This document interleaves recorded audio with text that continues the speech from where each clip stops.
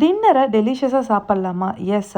Filling and எம்மியான dinner recipe 390 calories தான். And protein, carbohydrate, fat எவ்வளோ இருக்குங்கிறதையும் மென்ஷன் பண்ணி.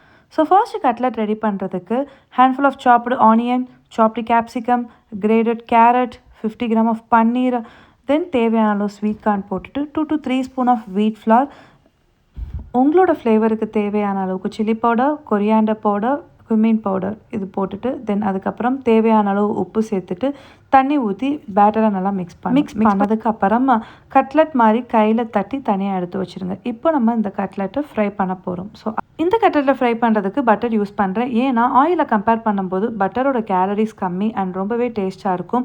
லோ ஃப்ளேமில் வச்சு கட்லெட்டை குக் பண்ணி எடுத்துடணும். இதுக்கப்புறம் நெக்ஸ்ட் தவாவில் கொஞ்சோண்டு butter, garlic, chilli powder, salt, coriander இதெல்லாம் போட்டு லைட்டாக வதக்கி எடுத்துக்கணும்.